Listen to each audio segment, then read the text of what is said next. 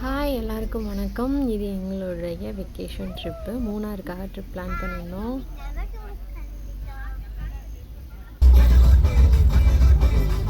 போகிற வழியில் முத நாள் நைட்டே கிளம்பிட்டோம். போகிற வழி ஃபுல்லாக டான்ஸ் தான்.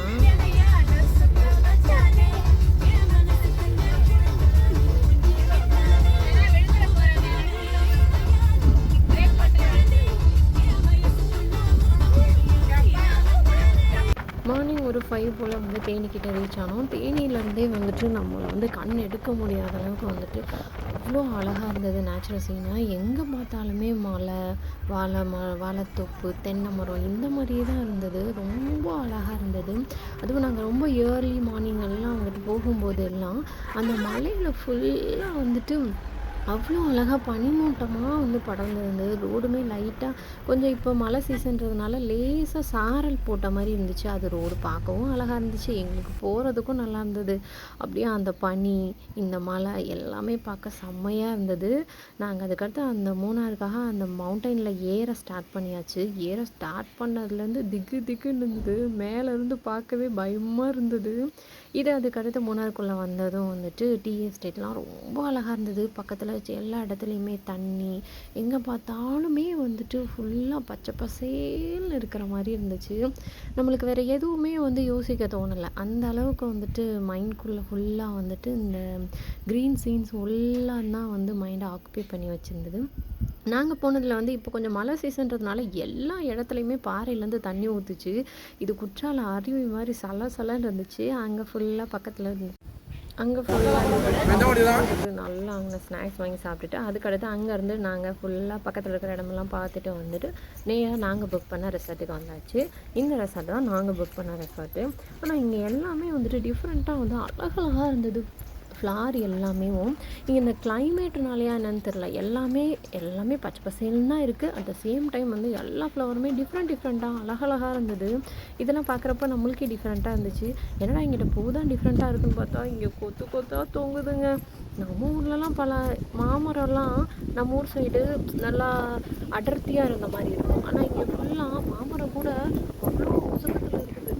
பலாமரம்லாம் இங்கே பாருங்களேன், ஒரு மரத்தில் அவ்வளோ இது கொத்தாக தொங்கி கீழே வரையும் கிடக்குது. அது இங்கே எங்கே பார்த்தாலுமே பலாமரமாக தான் இருக்குது.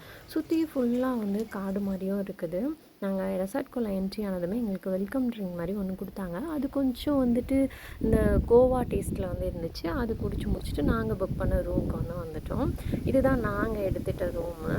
அப்படியே சிலுன்னு காற்று ரூமில் எந்த சைடு பார்த்தாலுமே. இதுக்கெல்லாம் ஃபேனு, ஏசி எதுவுமே தேவையில்லை. அவ்வளோ சில்லுன்னு இருந்தது. வந்து ஸ்க்ரீன் ஓப்பன் பண்ணது பின்னாடி பார்த்தா ஒரு பெரிய காடு மாதிரி இருந்தது.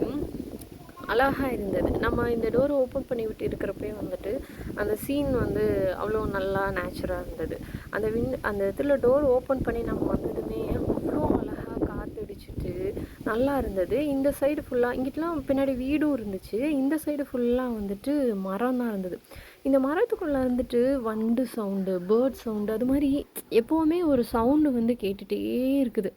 அது ரொம்ப சைலண்ட்டாக இருக்குது. எவ்வளோ இங்கே எல்லாருமே இருக்க தான் செய்கிறாங்க. பட் இருந்தும் வந்து எந்த சவுண்டுமே இல்லை. கச்சான்னு எதுவுமே இல்லை. நம்ம ஊர் சைடெலாம் ஹாரன் சவுண்டு, வண்டி சவுண்டுன்னு இருக்கும். எதுவுமே இல்லை.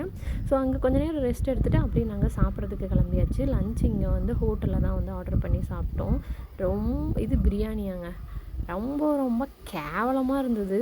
ஃபிஷ் ஃப்ரை கேட்டால் என்னதான் கொண்டு வந்து வச்சுருக்கானுங்கன்னு பார்த்தீங்களா, கன்றாவி.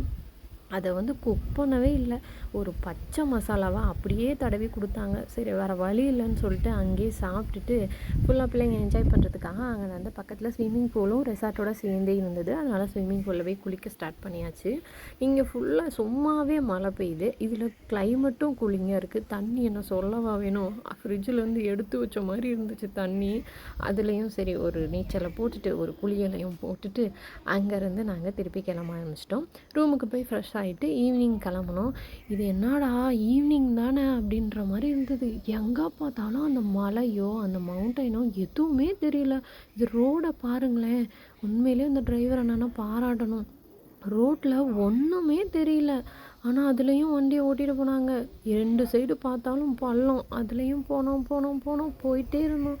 அட பாவீங்களா, இவ்வளோ குளிரில் எங்களை எங்கடா கூப்பிட்டு போகிறீங்கன்னு நினச்சி போனால் கட்சியில் தூரமாக போயிட்டு அங்கே போயிட்டு கடைசியில் இவ்வளோ இதையும் தாண்டி பார்க்குக்கு தாங்க போனோம். பார்க்குக்கு போய் பிள்ளைங்களுக்கு விளையாடுறதுக்காக பார்க்குக்கு போனோம். அங்கே போனால் அழகழகாக இருந்தது. இவ்வளோ மலைக்கு மேலே எவ்வளோ டெக்கரேஷன் பாருங்களேன். எல்லா காரும் அங்கே தான் இருந்தது. நல்லா போய் சுற்றி பார்த்துட்டு இவங்களையும் நல்லா விளையாட விட்டுட்டு நிறையா நல்லா இருந்தது.